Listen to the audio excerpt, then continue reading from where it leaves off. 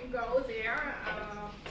We have a wonderful treat for you. My name is Yasmin Kafai. I'm a professor of learning science here at the Graduate School of Education, and together with my colleague Susan Yoon, who's over there, we have organized this lecture series, The Next Generation, to kind of initiate a conversation and discussion what massive open online courses actually could look like.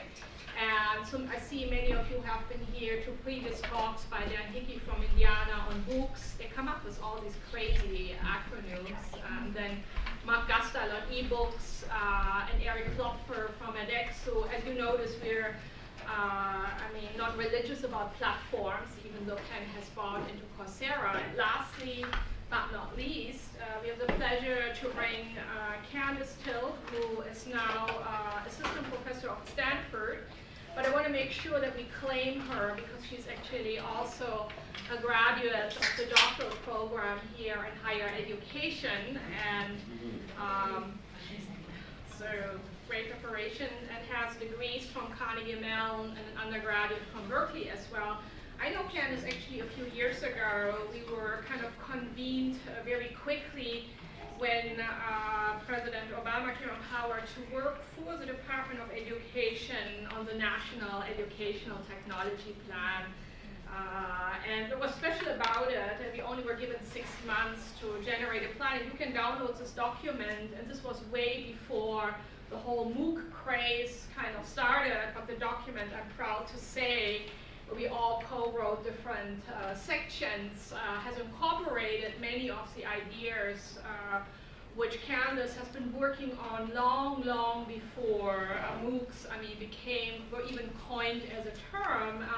I think over a decade ago, in 2002, she became the founding director at Carnegie Mellon University of the Open Learning Initiative, which I think is really setting the benchmark on how we should and can envision technology integration and online supported collaborative learning should take place. And I think over the last decade has created and shepherded many models of classes, both in post-secondary as well as K-12 education. And not just that, but also to kind of figure out how we can collect data, which we have massive amounts in these opportunities, and then also use it not just to form instructors, students, and everything else. Aside from that, I think Candace really has been, a leader in the field of online learning, together with colleagues from the Open University. So it's with great pleasure that she agreed to kind of come here and conclude our lecture series and talk about, there's another acronym, OLI, but I'll let her explain to you what that means. Thank you, Yasmin. Okay, so, I don't have a clicker, so I'll do that this. So what I thought I'd talk about today, since this is about MOOCs, is I'll first start talking a little bit about what's going on with MOOCs at Stanford. Then I'll talk about OLI, the project that I founded at Carnegie Mellon and am now doing at Stanford, and then talk about the intersection of the two and how that's going to lead us to the transformation of higher education. So I'll start off talking about Stanford Online, and the center of Stanford Online is VPOL. We call it VPOL, which stands for the Office of the Vice Provost for Online Learning. And this was started way back in 2012, where John Hennessy, the president of Stanford, said, we need to have somebody at Stanford on campus thinking about where Stanford is going in this place. So sort of plucked John Mitchell, who was a professor in computer science, and put him into this newly created role called the Vice Provost of Online Learning. And so then John quickly created a team that then created these services for faculty that wanted to do something around MOOCs or online learning at Stanford. So basically what vPol does is they've got 3 different teams. The instructional design team, so when a faculty member says, I want to make a MOOC or I want to do something with technology, then they can work with the instructional design team who will help them think about what are the learning outcomes, how do I design this to support you to achieve those outcomes, and so on. They have a production team, which supports with the video production, helping write all the technology, do all that kind of stuff. And then the platform team, which I will talk more about in a bit. But what what Stanford had been doing before last year was they were writing, as many institutions do, their own platform to do this called Class2Go. And in June of last year, the vice provost made a decision to, instead of continuing to work on Stanford's own MOOC platform, to partner with edX, which was an organization that was started out of MIT, a not-for-profit organization that was started out of MIT and Harvard, but a separate not-for-profit that was creating a MOOC platform called edX. And instead of making Stanford a Stanford X, they did not join the consortium. Instead, what John said was, we will join in a platform development software collaboration under the condition that everything that is created by edX, by Stanford, by anybody is open source. And that created Open edX, which is the open source platform of edX. And so all of the engineering team that was working on Class2Go was redirected to working on Open edX. So Class2Go has been shut down, and so the platform that the Stanford is working on now is Open edX. Now, faculty who choose to do online experiments or courses can choose any of they're platform agnostic. So you can come, and if you want to put your course on Coursera, that's fine. The team will help you put your course on Coursera. If you want to put your course on NovoEd, which is another spin-out from Stanford, that's fine. Or if you want to do Open edX, because Coursera and NovoEd, the other 2 platforms, are separate companies from Stanford, but they were both started by faculty at Stanford who left Stanford to, at least on sabbatical, to start these companies. So, and then the fourth box of research is really my area, and I'll talk about that in more depth.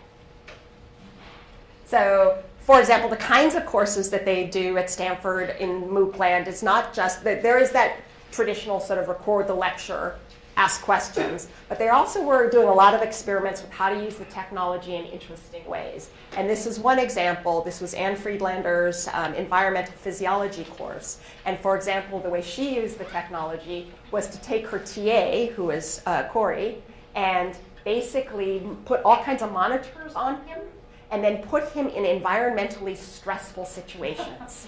So like having him skydive, jump off cliffs, go deep underwater, and so that you could watch him doing that while at the same time watching the monitoring of his physiological signs, and through that teach environmental physiology.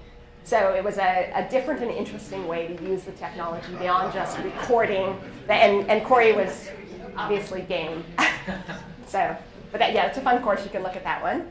I won't read these. I'll happy to give these to people who want them. But just basically, Penn, as you know, is one of the big, in the country, one of the biggest producers of MOOCs. And Stanford is, right up there with you guys.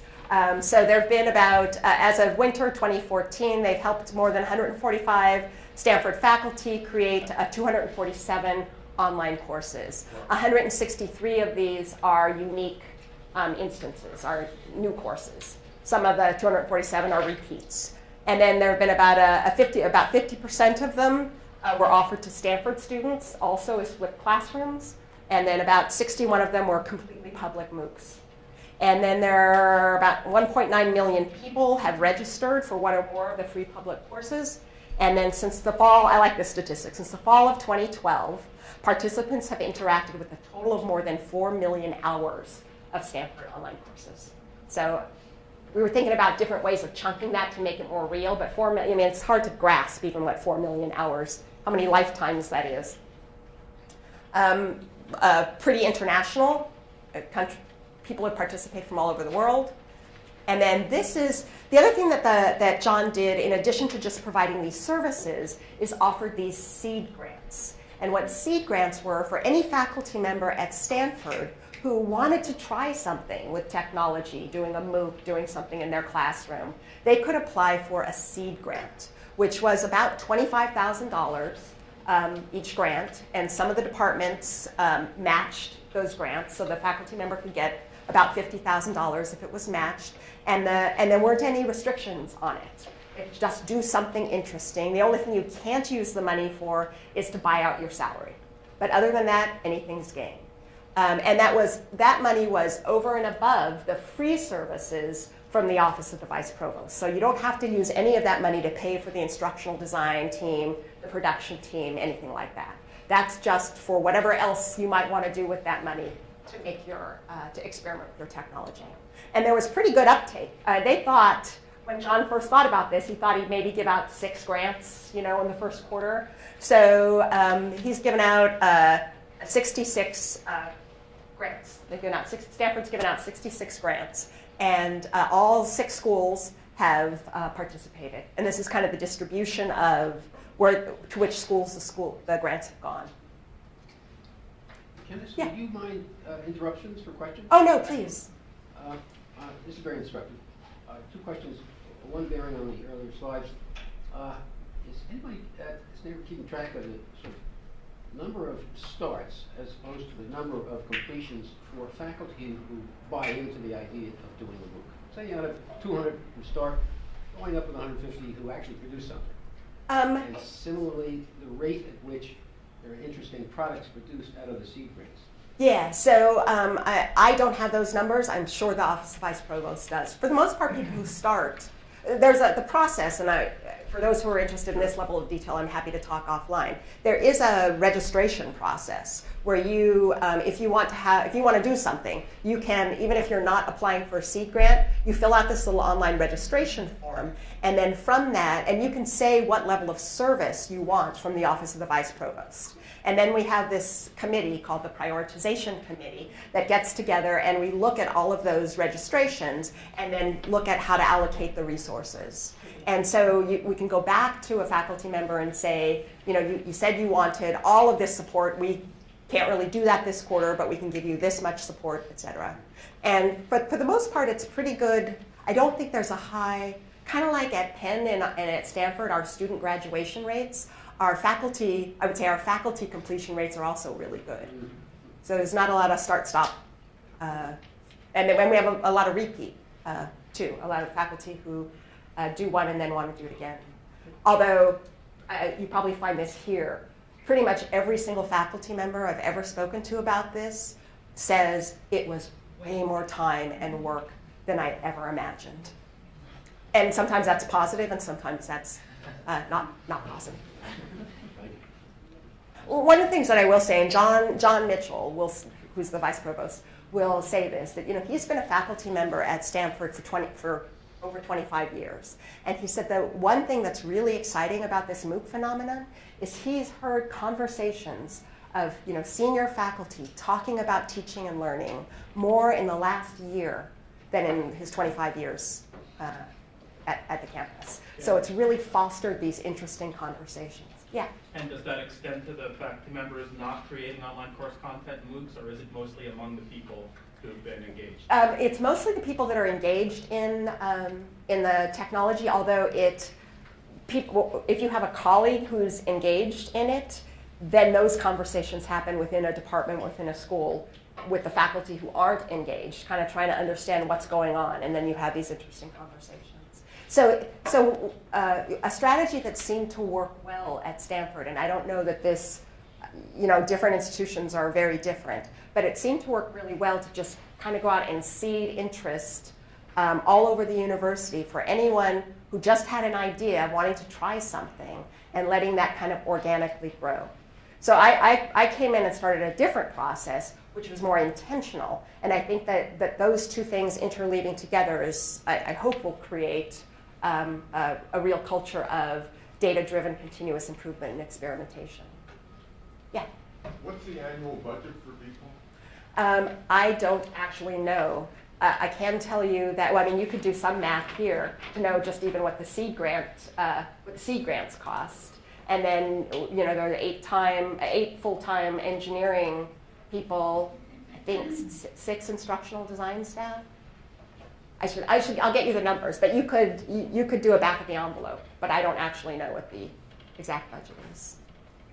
We're in that budget conversation right now. It is not an academic unit, so my faculty appointment is in the Graduate School of Education.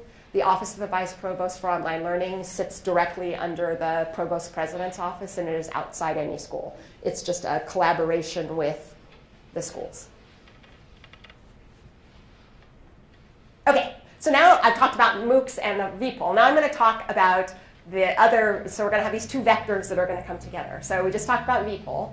Now I'm going to talk about the Open Learning Initiative, which was the project that I founded and directed for 11 years at Carnegie Mellon University, and taking a different approach.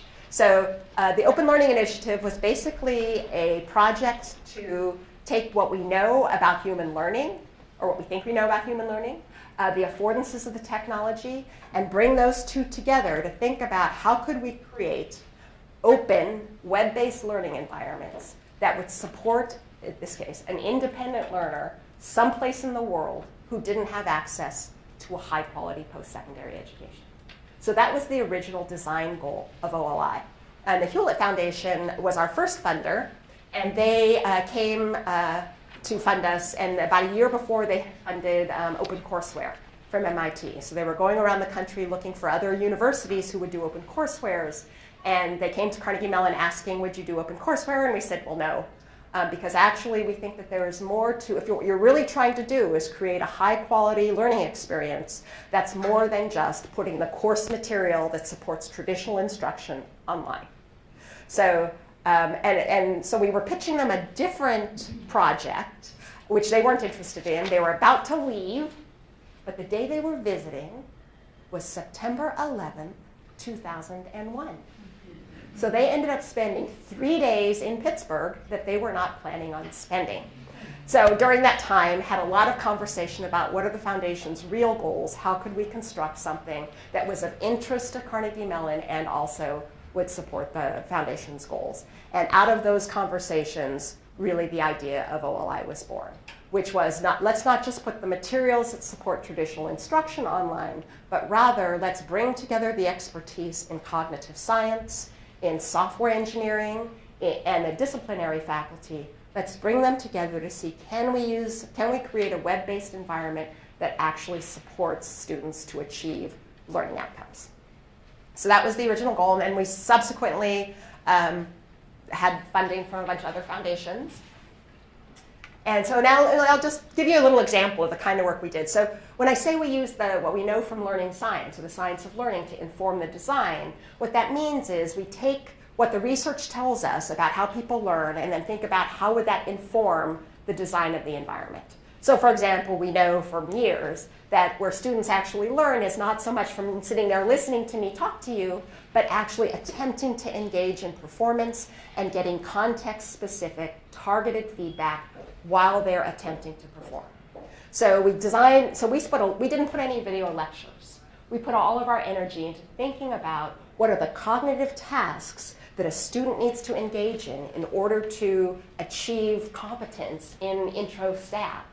And then how do we construct a learning experience that would scaffold them to engage in those cognitive tasks? So a different design principle. So we spent our energy designing activities. And these are some activities, but I'll walk you through kind of a more in-depth example. So how many engineers do I have in the room? Okay, great. So this is one activity that is out of our sophomore engineering statics course. And this is on forces and concurrent forces. So the students have been working through, at this point in the course, they've been working through some learning experiences, and now they're doing what we call a did I get this? This is an opportunity for a student to assess for themselves whether or not they've gotten something that we're trying to teach them. In this case, summing 3 concurrent forces. So the engineers in the room and maybe others will say, oh yeah, I could do this in my sleep. So I give you these 3 forces, and I ask you a simple question. What's the magnitude of the sum, and what's the direction of the sum? And the student can just go ahead and type it in. The system will give them immediate feedback. If they can't do it, they can ask for a hint. That's the they can ask for a hint. And the system will say, well, the purpose of this activity is for you to be able to assess whether or not you can do this. So maybe before I give you any more help, you might want to kind of struggle with it a little bit. But if you want some help, go ahead, ask for help, and I'll give you more help. So if the student says, yes, I want some more help, then the system expands and says, remember, the first step is to resolve each of their forces into its component parts. Can you do that? Just go ahead and, for the first force, do the first.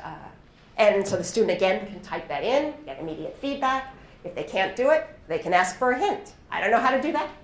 And the system will then start walking them through how we want them to think about solving this problem. So they can ask the first level of hint. If that doesn't work, they can get the second level hint. If that doesn't work, they can get what we call the third level hint, or the bottom out hint, or what you probably call the answer. So it is 7.49. So type that in. So they can type that in and move on. Now, then they have to get to the next component, and so on. And for each of those, all of the hints are targeted to that particular substep of that problem. So by the time they finish doing that substep, you see they were able to do that. It says, great, now can you answer the original question? They can go ahead and answer the original question. If they need more help, they can say, no, I still need more help, and so on. I'm not going to walk you through the whole process because it would be boring probably to you, but you can see that the student can now answer the original question, but in order to do that, they have actually expanded and gotten a lot of scaffolding and support. So the system says, great that you were able to do this, but actually we would expect that you would be able to answer this kind of a question without all of that scaffolding and support. We would expect you to have greater fluency. So if you wanted more practice, click here and you can try another problem. So what this gives students is basically 24/7 support in building fluency in these kinds of procedures. But you're all probably thinking, so that is based on work that we've been doing at Carnegie Mellon for the last 20 years in this area of cognitive tutors. Cognitive tutors are simply pieces of software that are designed to act like a good human tutor. So when a student is struggling, they can ask for help and support. When a student is sort of going way off track, they can get feedback. When a student is performing well, it just hangs back and observes. And you're probably thinking, okay, that's great for doing things like building procedural fluency, but higher education is a lot more than that. You know, that we want students to have these higher order skills where they can synthesize and apply these different tools to address novel problems. So I want to just bring this up because I don't want you to get the impression that all that is in an OLI course is a whole bunch of tutors. That's just one kind of learning activity. For example, in our chemistry course, chemists? No? No? Okay. So chemistry, one of the skills that chemistry students learn is stoichiometry, which it's a very mathematical procedure.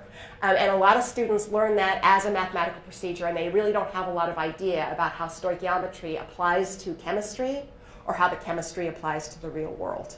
So when we teach them stoichiometry in the OLI course, the first thing they get is a real world scenario, which is the arsenic contamination of the water supply in Bangladesh, which is a real world problem.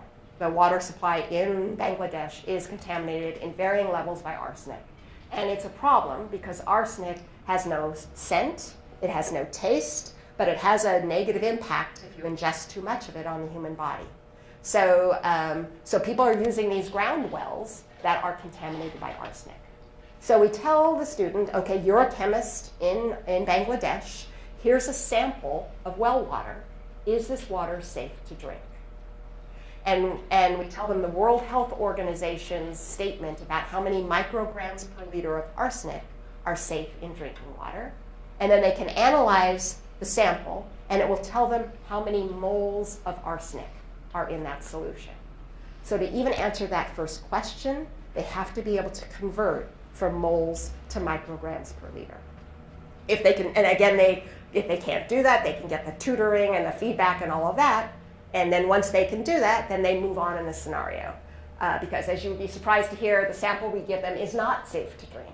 So then the next thing they hear about is a Bangladeshi chemist who has created a filtration system out of local clay. But the absorptive capacity of the clay varies depending on the clay.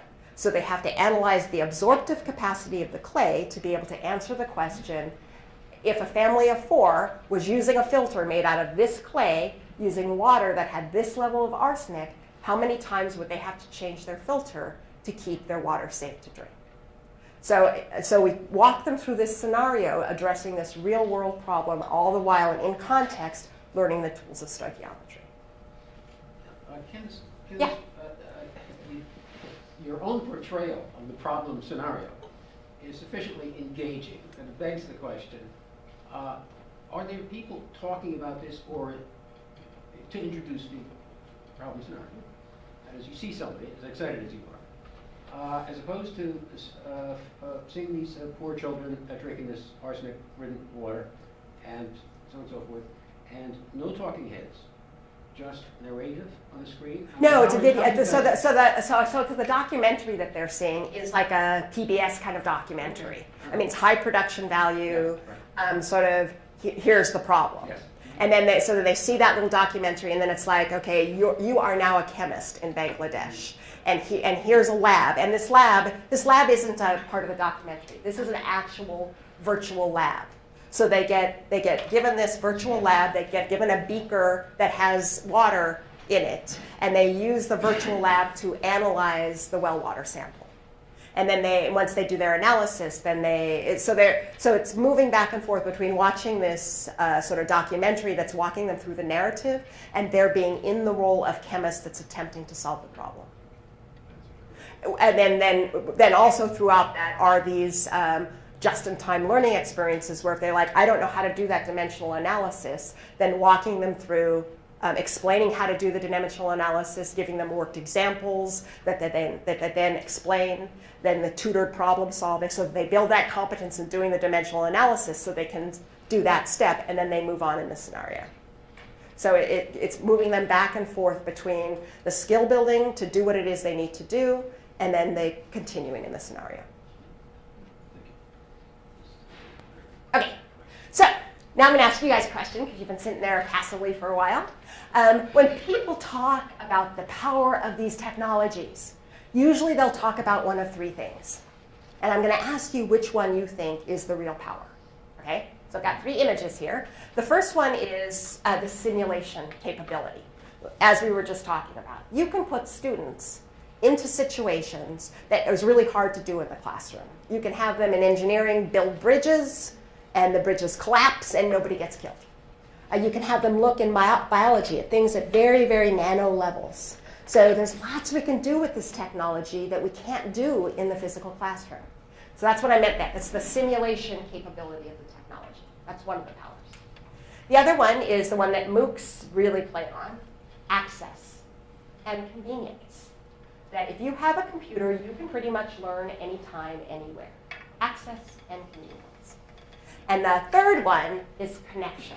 That these computers are not just connected to a server, they're connected to a network. And so on the internet, we can connect learners to each other, we can connect them to other experts, to resources, to the world.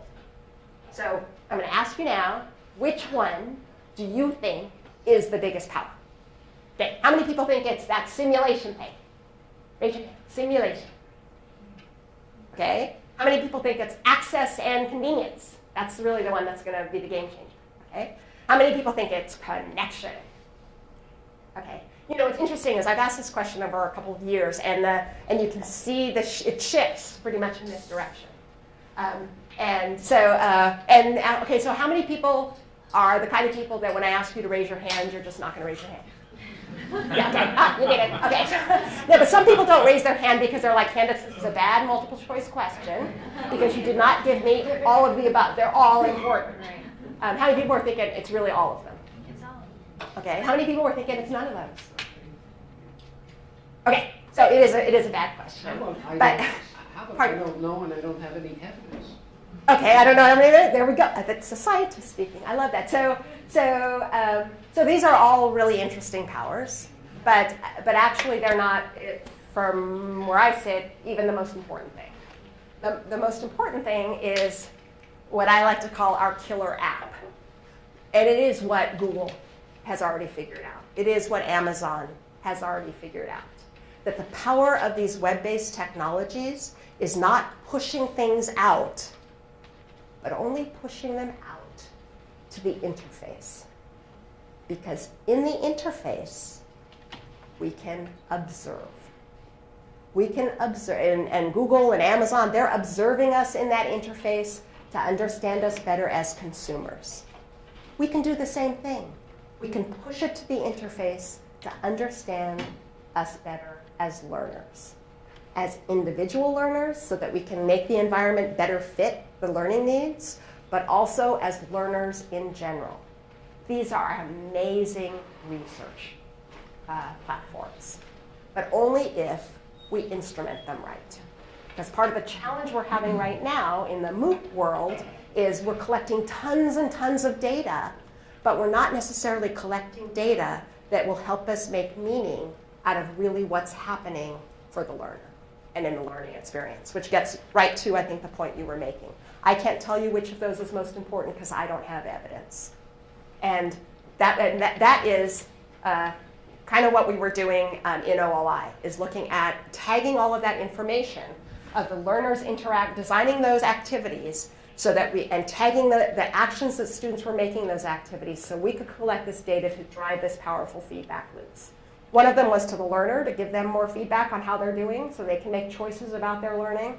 The other one is to the instructor.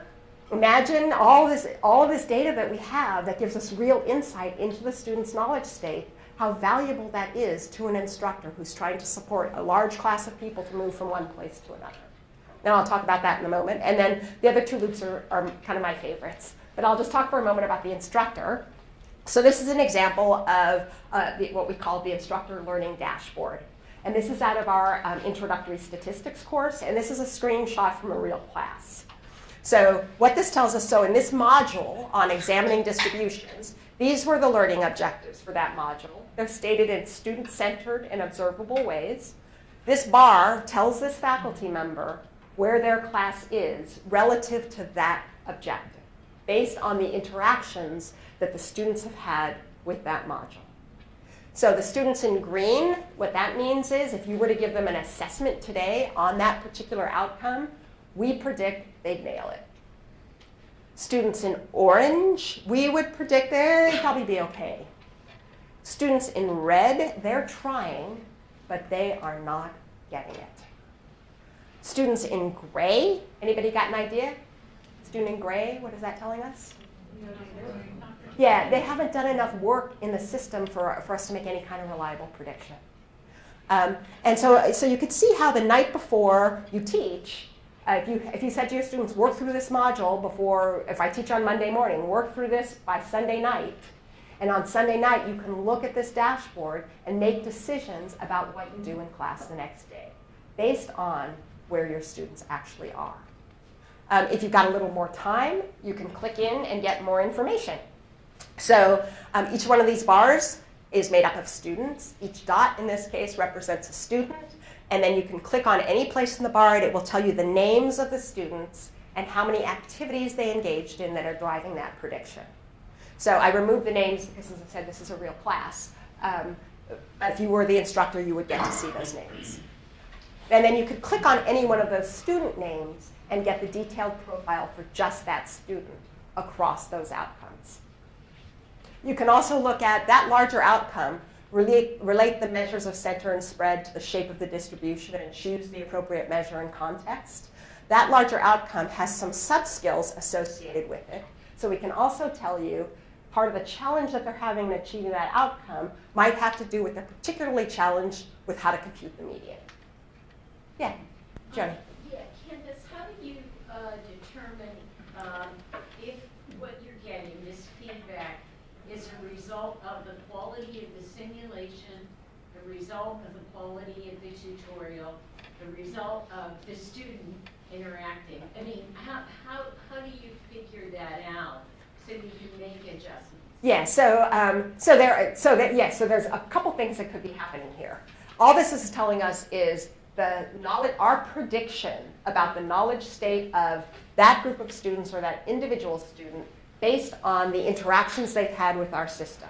And that prediction is based on an underlying model that we've constructed that connects the interactions with concepts or skills, we call them knowledge components, that then are weighted to drive the prediction about that larger outcome. So you're absolutely right that if there's something that's not performing well, it could be any number of things. It could be that individual. So I'll tell you, when we first build a course, that model is constructed by the disciplinary faculty, in this case the statistics faculty, with the cognitive scientists, with the team. So they create the first model, and we call that the naive model, because that's built out of the best estimate from experts. And so the first few times we're running the course, we're collecting data against that and giving projections against that naive model. But what happens is, as we collect lots and lots of data, we can start to analyze that model and reweight it. And I'll show you, and that's what I mean about these other feedback loops. So one of the feedback loops we talked about to the instructor, to the student, then there's to the course design team. So the student gets the data feedback for just their interactions. The faculty member gets the data feedback from their class. The course design team gets the feedback, gets that data from all of the courses that are running that class. So when we developed, say, the introductory statistics course, it's one piece of courseware. But like last quarter, it was used in 60 different institutions, a variety of Carnegie classifications. So the course design team that's working on statistics gets that data for all of those courses. And then the other group, which is kind of similar, are the learning researchers. And so then this is the kind of data that across a course you might get, a learning curve analysis. And this shows us, and this would be for like a particular knowledge component, like compute the median. So all the activities in the course that are tagged with compute the median, we can look at, well, let me explain how this is. So remember when I showed you that engineering statics tutor where the student could go hint, hint, hint, type in the answer? I mean, and probably a lot of people are thinking the student's just going to go hint, hint, hint, type in the answer, hint, hint. Yeah, they could do that. The difference is we know that they're doing that. So the y-axis is what we call the assistance score. That's the number of hints or feedback that the student got when they were engaged in that activity on that particular knowledge component. The x-axis is the number of opportunities they had to demonstrate that knowledge component. Is this getting too abstract? Okay, so I want to make a distinction here between the kinds of things we were building and the things that are really common today. So there's a really popular web-based academy for learning things, and they have a mastery model. But usually if they were going to say, I'm going to teach you to compute the median, how that would work is, here's how you compute the median. Here are 10 arrays of numbers. Compute the median 10 times. If you can compute the median 8 out of the 10 times correctly, we say you can compute the median and move on. So that's a kind of an old mastery approach. That's not what we're doing. Because to me, that is under-leveraging the power of this technology. And also under-leveraging what we really mean when we say we want the student to be able to compute the median. What we really mean is we want the student, to say that a student knows the median, what we really mean is we want them out in the world someplace when they're trying to solve a problem for which computing the median would help them make traction on that problem. We want them to be able to recognize, oh, if I compute the median, that'll help me move forward. So recognize when to compute the median, then be able to compute the median correctly, not do the mean or the mode or put the numbers in the wrong order or whatever. So do it correctly. And then once they have the answer, to use that answer to move forward on whatever the problem was they were working on. That's what we really mean. So in these kinds of environments, instead of just giving you 10 arrays of numbers, I can give you, over the course of a quarter or a semester, a whole bunch of interesting projects and tasks for which I know a sub-step is compute the median. And every time you get to that sub-step, in all these different problems that all look very differently, I can see whether or not you knew to compute the median, were able to do it, and use the answer to move forward, or whether you had to ask for a hint, or get feedback, or try a bunch of times. Because every time you do that, that contributes to this assistance score. So every time you came upon compute the median in some activity, someplace in the course, I can observe how much assistance you needed in order to do that. And then the computer can aggregate all of those instances across that whole course to build a profile and a prediction about how well can you compute the median. So you get that's kind of, and to me, that's part of using the power of the technology to be able to not have to flag to the student, but you can still flag to the system what the student is doing and aggregate that to build a robust picture of the student's knowledge state. Okay, so just quick review. We apply, back to specifically Joni's question. So one of the things that we can do is, if we're looking at these nicely downward sloping learning curves, that's great. But sometimes, they come down like this, and then they'll hit an inflection point and go up, or go flat, or there'll be a blip. And so a lot of times, like a big blip can mean, ooh, there's something not right about that problem. So we need to go in, we need to click into that point and see what's that challenge that we had coded as compute the median that maybe is conflated a bunch of things, or maybe it's designed poorly or something like that. So looking at these learning curves are one way of identifying where in the course or where in our knowledge model we need to do some refinement.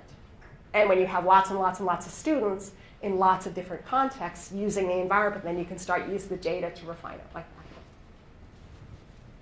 that. Okay, so quickly, we apply learning research and the scientific method to the course development. We develop interactive environments collaboratively with teams. We give feedback to all those groups for continuous improvement. And then we have communities of use and evaluation across the country that are all collaborating to make this all work. So I think I'm getting short on time, so I'm going to quickly. So I'll give you copies of these reports, but we've done a number of studies that show the effectiveness of these environments. Probably the one that got the most press was the study we did a number of years ago on accelerating learning, where we had students, the usual statistics course at Carnegie Mellon is 15 weeks with 4 class meetings a week. And the students in the OLI condition completed the course in 8 weeks with 2 class meetings a week. So it was half the elapsed time, and within that half the elapsed time, half the instructor contact hours. And the students in the OLI condition did as well or better on all measures, including follow-on retention studies, than the students in the traditional condition. And we replicated that study 3 times with different instructors and different class sizes because the effect was just kind of unbelievable. Yeah? How did the students like it? Like that mode of learning as compared to, did you study that? It varies. So I should say that, this is probably an important question, maybe a part of that question is that the students, how do we get students into the study? I wanted to just take the introductory statistics roster and randomly assign the students to OLI condition, traditional condition. What do you guys think my IRB said about that? It wasn't the IRB didn't even matter, it didn't care as much as the, not even the instructors, it was more the administration, student services. They're kind of like, because you know what, tuition at Carnegie Mellon is like it is here, and they were thinking, my student's gonna go tell their parents that I'm taking stat from a computer this quarter, and anyway, so what they would let me do though was send a note out to all the students who had enrolled in the introductory statistics course saying that we were doing a study and inviting them, if they wanted to participate in the study. And they had to fill out a survey monkey because I wanted a bunch of demographic information from them that isn't in their transcripts, like how many classes, what they're called, a bunch of stuff. So that of the students who volunteered to be in the study, we randomly assigned those students to condition. So you volunteered to be in the study, and you got a letter that said, great, you're in the accelerated group, or you're in the class you signed up for, the traditional class, and you're our control condition. So we actually had 2 control conditions. We had the students who never volunteered, who were just taking the class they signed up for, and then we had the students who signed up to be in the study and were assigned to the control condition. And we did do pre-tests and post-tests on all 3. And what's interesting is there was no significant difference within control condition between those who volunteered and the ones who hadn't. So in any case, I think the study's really interesting. You're welcome to read it. But some of the, and we did have in the study design, we made it really clear to the students that if they were assigned to the accelerated condition, and if at any point in the quarter or semester, they felt like they didn't want to be here, they made a mistake, we would immediately move them back into the traditional condition and get them ramped up if they needed it, so that they would be supported and effective. But we had no students who chose to move from the accelerated condition to the traditional condition. Yeah. Yeah, you say that's half the time. That's half the course time, or is that half the student time? That is, were students doing more outside of class? Great question. We knew that question was going to come up. So we also did during the study sampling at various weeks during the semester of students both in the control condition and students in the accelerated condition, where we had them go at the end of the day and fill out a survey monkey about how many hours. We asked them questions about how they spent their time that day. And many of the questions were about in statistics versus other things. And there was no significant difference in the amount of time students were spending outside of class studying statistics, which is interesting because they were spending essentially a quarter of the time in class studying statistics. So, yeah. And we could validate the self-report of the students in the OLI condition because we could compare their self-report against the system log. We just had to believe the students that were not in the OLI condition that their self-report was accurate. And the self-report of the students in the OLI condition was accurate, so we didn't have any reason to suspect that the self-report of the other students was horribly off. But there was, yeah, that's a great question. Okay, anyway, and so we did this study, and then everyone said, okay, that's really cool, but of course at Carnegie Mellon, that's like doing a study on Penn students, really. So Bill Bowen, who was formerly the president of Princeton and then the Mellon Foundation and now runs the Ithaca Foundation, convinced his colleagues in the University of Maryland system and the University of New York system and the large publics and small regional publics to do a version of this study and to see if it would work in large public institutions. And they weren't able to do the same accelerated learning study because for all kinds of reasons, but they were able to show a 25% increase in or I guess reduction in time to competence. Okay. So while this was all really cool, there were some real limits in what we were doing in OLI version 1.0. And some of them are, first one is that the O in OLI does not stand for online, even though people all think that. It stands for open. It was the Open Learning Initiative. So all of the courses that we created, we openly licensed with Creative Commons licenses so that anybody could use them. What I did not do, and I made this as a conscious decision, is we built our own platform to run these courses because there weren't any platforms that could support the kind of learning design and feedback that we needed to build. So we built our own platform, and I did not make it an open source platform. And that was a conscious decision 10 years ago. And it was a conscious decision 10 years ago because I knew, or I believed, if I made it an open source platform, the whole project would become an open source software project. And it's limited resources, limited bandwidth. I wanted to focus on the learning design, not on the software. So I had my team of engineers that would design the platform any way I needed them to do to support the learning design, and so we kept it closed. So that had the unfortunate consequence of that platform was wholly owned by Carnegie Mellon. And so Carnegie Mellon has chosen to take the platform and spin out a for-profit company that has exclusive license to that platform, where all those openly licensed courses run. So now we're in this weird position where the courses are all legally open, but they're not practically open because they only run on a closed proprietary platform. So these are some of the limits, and there's a happy ending. I'm fixing these things. So the other thing was limited authoring, adaptation, and data visualization tools. The courses took a lot of time and energy, and we had these teams constructing it. But if you were an individual faculty and you said, oh, I like your statistics course, but I want to change this part of it, we did not have good authoring or adaptation tools. You could select and sequence stuff, choose not to use stuff, but in terms of creating new interactive activities, we didn't build the tools to do that very well. We did have folks from multiple institutions building stuff, but they had to, it was a pretty intensive learning curve, and you needed technical support to do. So another limitation. The other limitation is in the project, learning science, I said it's all founded on learning science, equals cognitive science. And we're in a graduate school of education, we know that there are many more things that contribute to a student's success or lack of it than just the cognitive tasks.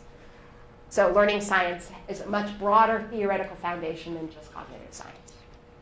We had focused on the individual learner, and that was partly a function of the decade we started in, where it was the computer and the human interacting. And then we did primarily STEM courses, chemistry, economics, physics, statistics, etc. So how to address the limits of OLI version 1.0? Anybody got a guess? OLI version 2.0 at Stanford. Yeah.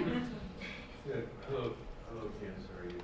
I'm fine. How are you? I'm a colleague. The power of this is the open access, and the power of it is the global open access and the feedback from all of these millions of points all over the world improve the product. So why did Carnegie Mellon choose to spin this off for a for-profit company, and then what do they aim to do with that for-profit company? Where is it now? Okay, so the for-profit company, so the why question, that's a much bigger question, which I'm happy to talk about, but that would take up more than the rest of our time. But I get where they're coming from. So the for-profit company is interesting because it's wholly owned by Carnegie Mellon. So it doesn't have shareholders or VC investment. It's wholly owned by Carnegie Mellon. So all the profit that's generated by that company will go back into the company and into other companies that are wholly owned by Carnegie Mellon. But then any excess profit will go back into the university to support the research. So that's the, so that, in a nutshell, that's really the goal of that. And part of the why is that if y'all look at what's happening in higher education with, you can't push tuition any higher, Carnegie Mellon has a tiny endowment relative to, especially Penn, tiny endowment. And mostly it runs on research grants. And so our provost at the time was looking at what's the future bringing and said, I need another revenue stream that's going to keep this research and development enterprise running. And so having a for-profit company that could generate, I mean, these are really powerful environments and can generate a lot of revenue too. So let's have that revenue feed back into the research. So that was the mental model for that. So who's using this product now? For-profits and not-for-profits? No, it's so the company that is a for-profit company is part of what we also built in OLI was this big community of use. So there are lots of community colleges, regional colleges that are using the OLI courses to support their teaching and learning in place of like a textbook or as part of an online component. And so now they're just paying a fee for that. They weren't paying, anyway, so now they're just paying for the support of that. But soon they'll have a choice because some places want to have a commercial provider that with all the bells and whistles you get with a commercial provider. Some folks don't want that. And so part of what we're doing in OLI version 2.0, remember how I talked about Open edX? So part of what we're doing at Stanford is building into the Open edX platform, which is an open source platform, the functionality to run the OLI courses. And as soon as we have that functionality built, then I can pull the openly licensed courses from the old OLI platform into the Open edX platform, and they will exist in both places. So institutions that want all the support and so on of a commercial provider can have that. Institutions who want to be in an open community-based research activity can have that. Yeah. So what are the implications for the non-open part of edX? You know, ultimately, does that mean that the edX that runs generally from MIT and Harvard and elsewhere will have OLI capability?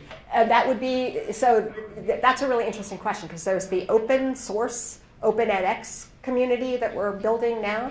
And so what is in the edX platform that edX chooses to have in their platform is a decision that edX as a platform provider will make. So everything that we're building everything that we're building to support OLI into the Open edX platform, we are offering back under the open source terms. So it is available, and it would be up to edX to decide which of those features and capabilities they want to migrate into the edX platform. So there's no signaling from them about interest in... Oh yeah, they're interested. Okay. Yeah, absolutely. Yeah. But so anyway, that's a whole nother, and so part of what we're doing right now too is building that open source. The thing that I knew that I wasn't going to have the time and bandwidth and resources to do 10 years ago, I'm not doing that now. Someone else is doing that now, but building that open source community around the Open edX platform, that's happening now too. Okay, so at Stanford, so how we're blending these together. So one of them is the office, I already said, addressing these limits. One of them is the Open edX. And the other thing about edX is they spent a lot of time from the beginning building authoring tools. So as we augment the platform to support these capabilities, we're also augmenting the authoring tool suite to be able to author these kinds of capabilities. So we'll have a platform that has all these cool features, but also has a way of supporting individual faculties and schools to make adaptations and extensions from a data-driven perspective. Because part of what I'm trying to do is build this into a community of research and practice, where if you're going to make a change, we'll collect the data and let you know whether or not that change actually supported learning or not, as opposed to, oh, I'll just change it because I think it's going to sound better. The other things that are going on is, so these are the organizations that I'm collaborating with at Stanford. So there's this Education's Digital Future, which I won't spend a lot of time talking about because we're running out of time, but this is basically the community component where we are inviting, we teach a class every quarter that is a regular Stanford class that anybody from the community is welcome to sit in on, and we do these public forums to bring thinkers and the community in to talk about what's happening in education and digital education in the future. And then this is the one I want to talk about, it's really exciting. This is the Lytics Lab.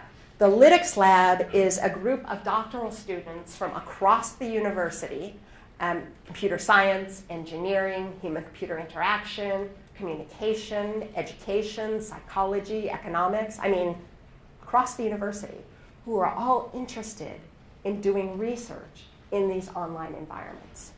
And so they kind of organically came together to kind of look at what could we do. And now I and John Mitchell are their faculty advisors. So we have a formal lab now called the Lytics Lab, which are these doctoral students from across the institution we are cross-disciplinarily constructing and looking at research in online environments. And the kind of research they were doing before had mostly to do with analyzing the exhaust that's being thrown off by MOOCs. But now we're also doing interventions, doing actual experiments to both refine learning theory and improve the environments. And so I could talk for a whole hour about the Lytics Lab, but if people want to talk about anything specific about that, I'm happy to too. But that's very cool group of students. And this is kind of the approach that we're taking now in OLI. So we're coming both from the theory. So I don't want feedback on whether this chart is workable. John Mitchell, Vice Provost, always says, Candace, that's an eye chart. But it makes sense to me, so I'll talk you through it, and then you can tell me whether John's right and I shouldn't use it. So the idea is that in order to create these explanatory and predictive models of student learning, kind of what Joni was asking, how do you know your model, how do you know your environment is actually supporting learning? How do you know your model of the learner is actually accurate? So to build these explanatory and predictive models, we need to come at this problem from both directions. So from what most of the MOOCs are doing now are really coming up from the data-driven side, using machine learning algorithms, educational data mining, all kinds of interesting statistical modeling and network analysis to be able to make predictions. The challenge with a lot of those predictive models that we're building in machine learning is we can predict something. We can say that student by their behavior, is going to stop out of this course in 2 weeks. And we're getting really good at being able to do that.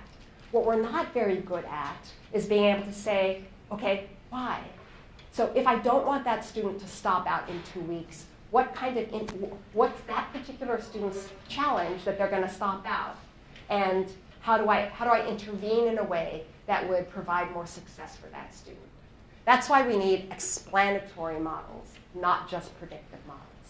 And rather than trying to build the explanatory models from scratch out of the data, just like Justin Reich's blog out of Harvard X, he wrote this thing, 2 years of MOOC research, and we can definitively say if students do stuff, they do more stuff. What a finding. So what I'm saying is there are years of research that can inform predictions and design about learning environments. And rather than just trying to look at patterns from scratch, let's start with those theories, create testable hypotheses that then we can test against our predictive model. So let's take both directions. So, and at Carnegie Mellon, as I said, the major theory that we're using were theories from cognitive science. At Stanford now, we're expanding that to work with the researchers like Harold Dweck, who works around mindset, Claude Steele, and other people besides Claude's now left, who work on identity and stereotype threat, looking at the social context of learning, not just the individual learner, but the group in which the learning is occurring, looking at metacognition, engagement, other kinds of theoretical underpinnings, create experimental interventions, test those hypotheses to inform those predictive models. And all of this, both the relationship, the data mining, and the hypothesis testing has to be informed by the subject matter expert, because things like critical thinking are not abstract skills. They are deeply tied to the domain in which they are occurring. And so we have to build these models in partnership with all of these various areas of expertise. So that's what we're doing. And that brings me to how I think the new technology will, in fact, transform higher education, which is we should be designing these technologies based on, as I said, what we think we know about human learning. So use the learning theory that we have to design the educational technology. And then use these technologies for what they're really good at, great big data collectors.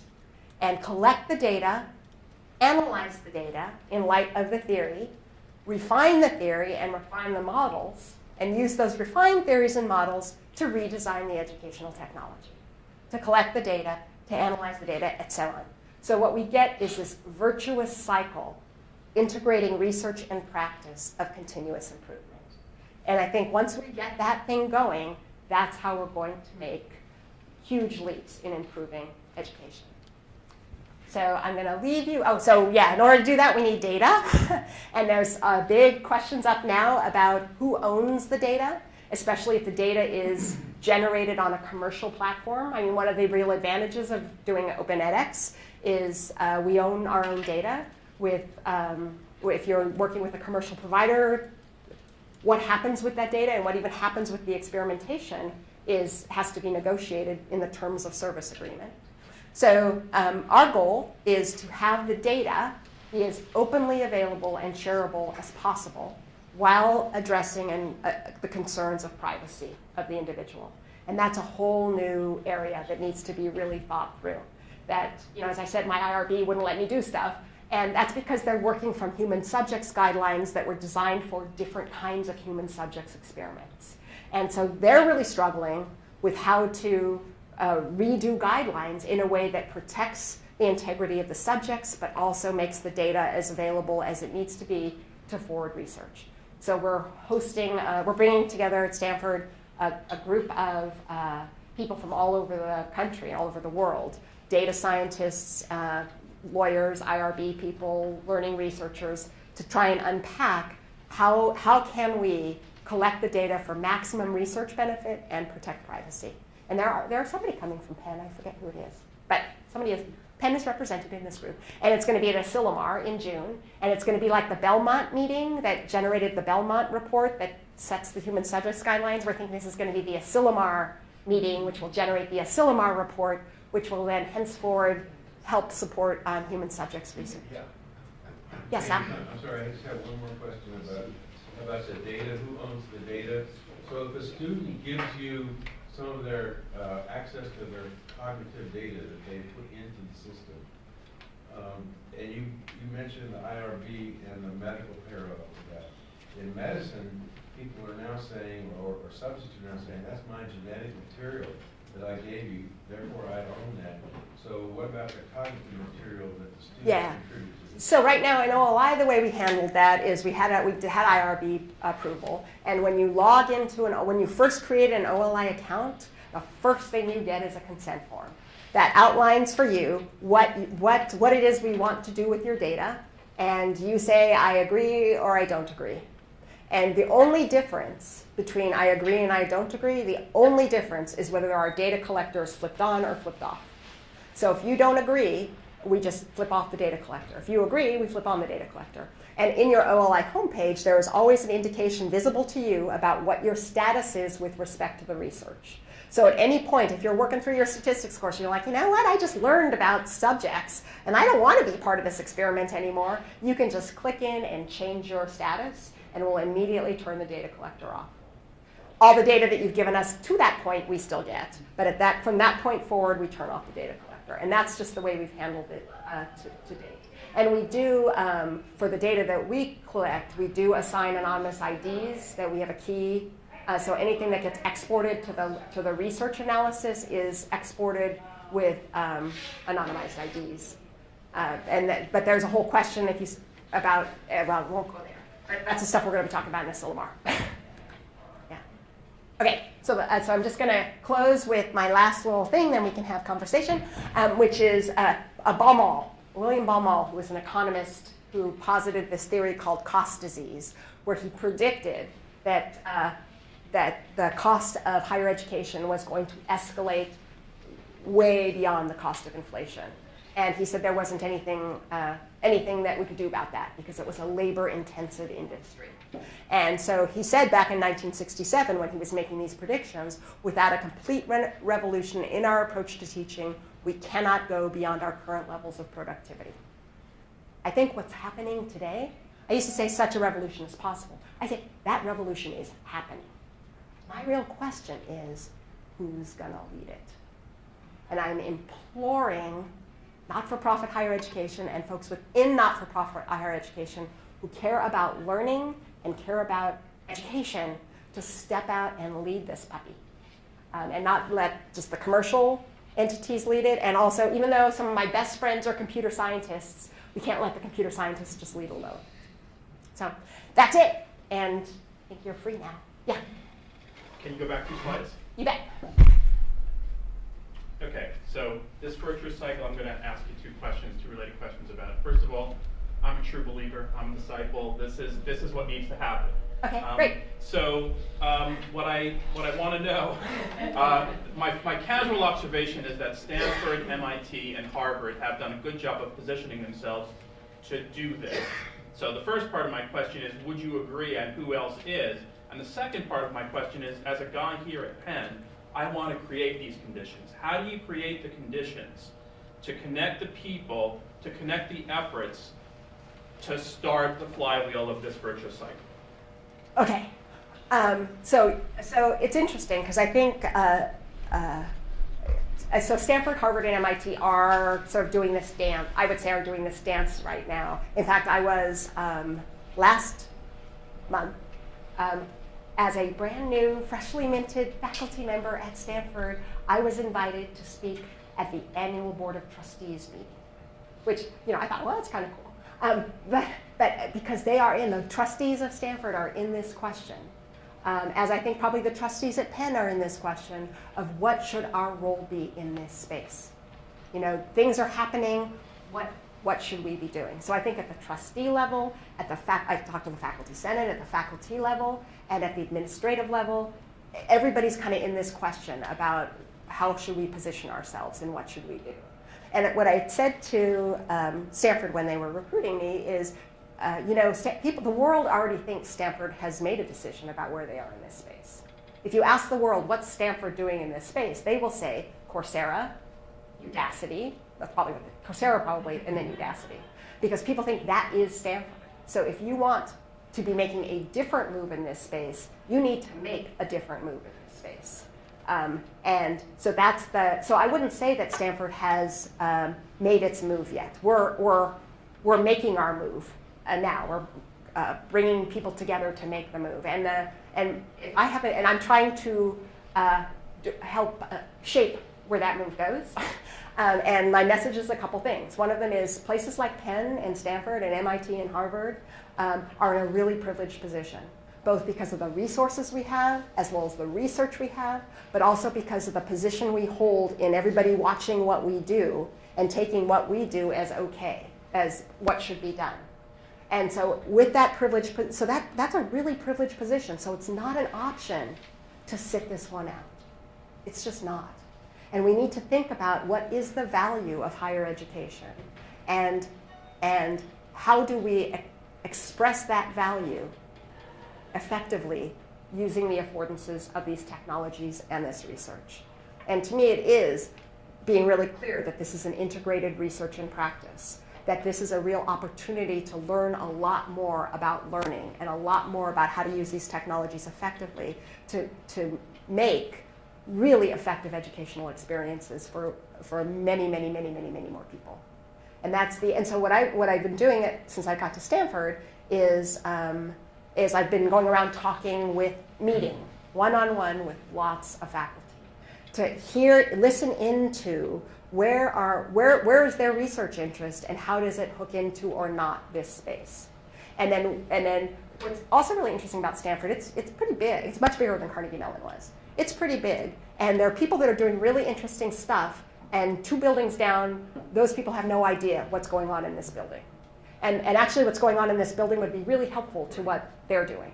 And so part of what I'm also trying to create is just those connections, because I'm talking to all these faculty, and it's like, wow, that's really interesting. In the human biology major, in the sophomore year, you see in this particular course, you lose a ton of students.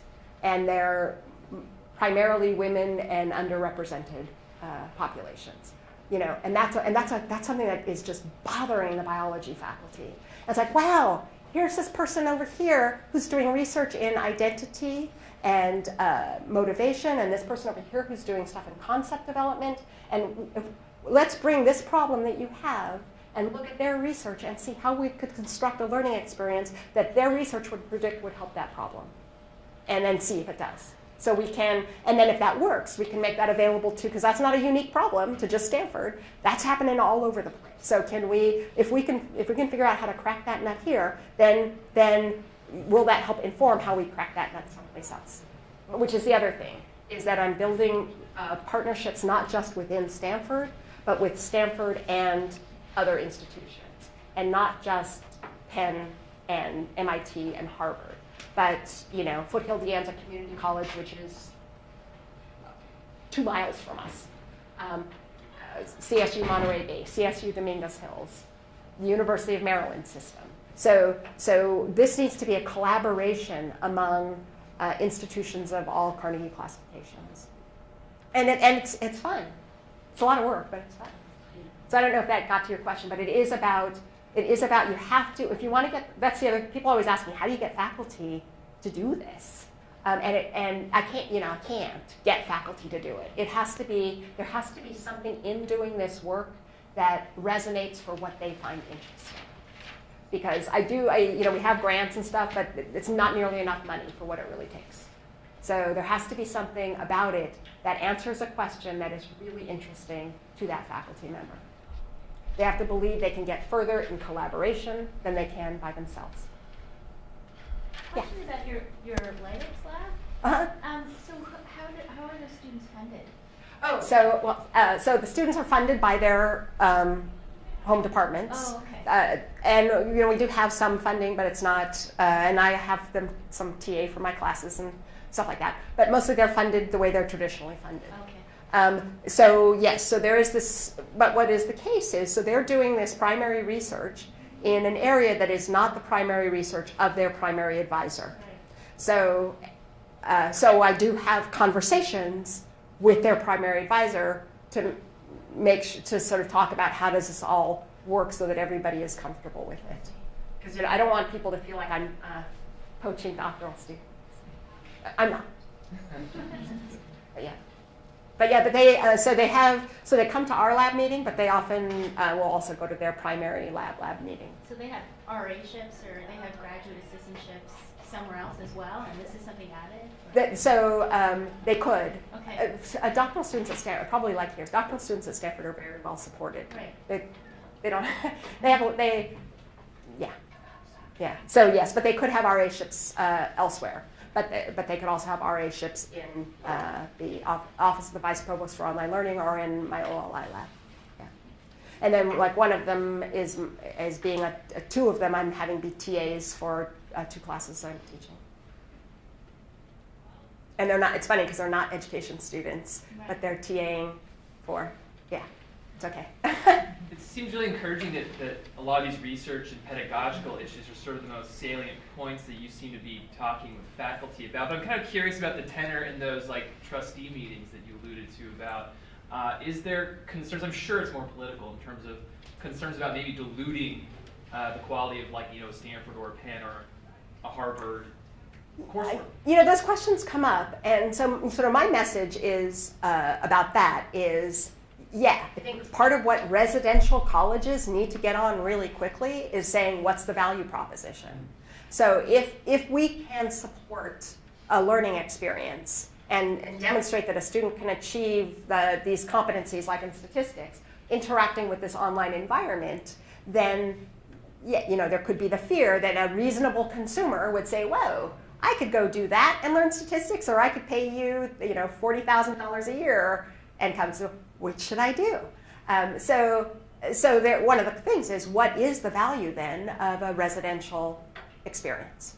And that is a big conversation that's going on. And I think that we need to, and I think it's different for different people. The other thing is, I should have said this at the very beginning, what I'm not trying to do, even though I get accused of this sometimes by Inside Higher Ed or the Chronicle, you'll see these little headlines that say, she's trying to replace us with computers. And I used to say, when I would be in meetings with faculty and someone would accuse me of replacing them with a computer, what I used to say, which I do not say anymore, is, frankly, any faculty member that I can replace with a computer should be. And what I meant by that was what we do as faculty is so much richer, so much more important and human than what I could do with a computer, that if you think all you're doing is what I'm doing with my computer, then you're not being a faculty member. So I was trying to elevate the role of faculty with that, but it wasn't heard that way. So except for to say that I don't say that anymore, I don't say it anymore. But yeah.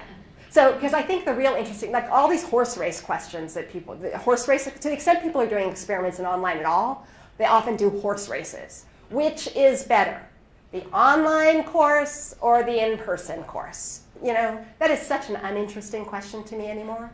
The interesting question to me is, what are the affordances of the technology? What are the affordances of what a learner can do with an expert?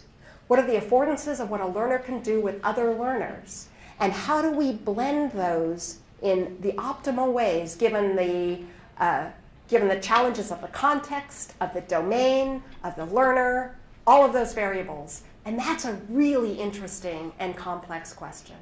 And that's where I think we should be spending our energy. It's not sort of like how are we going to replace higher education, but how are we going to use these environments to do things that we couldn't do before and really make the higher education experience both more available to more people and richer for the people who already have it.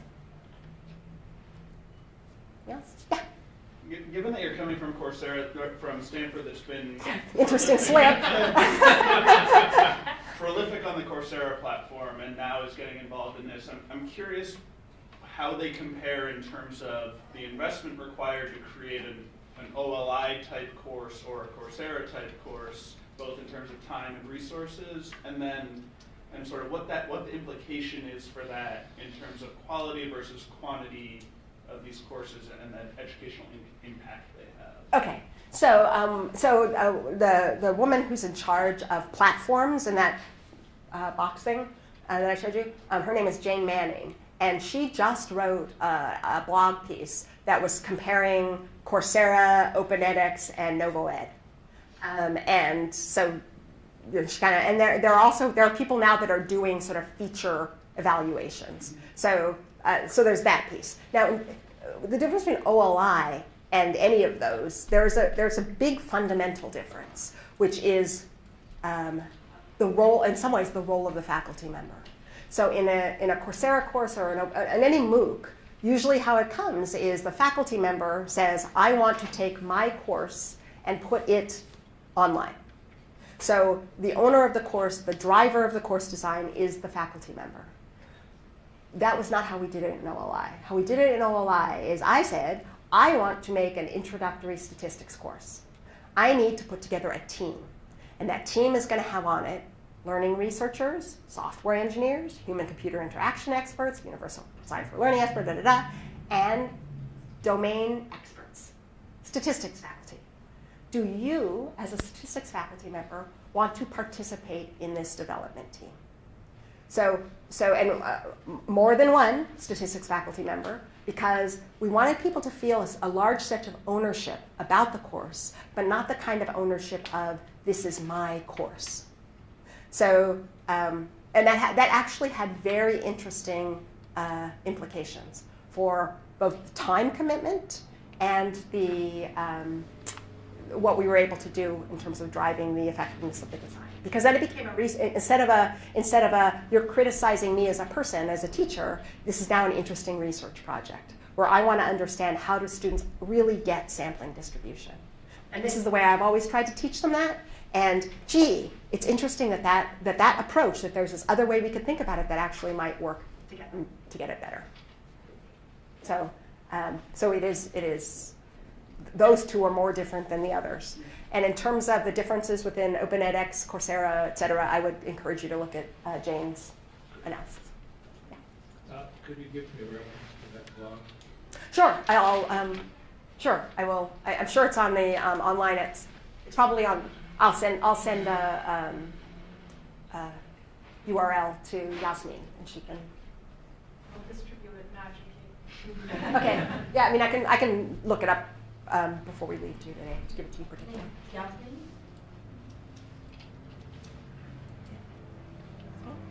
I think we might be out of time actually. Yes, if there's no more questions. Okay, one more question? Well, I want to thank everybody for coming. Thank you. Candace, for yeah, and I'm happy to talk more about this if you can just send me email, which I don't think I put my email up there, but if you just Google me, you'll find me. And except for that, if you Google me, there's a high chance you'll get my email from Carnegie Mellon because I was there a lot longer. If you just take where it says cmu.edu and pull CMU out and put in Stanford, it works. Same email address, just institutional shift.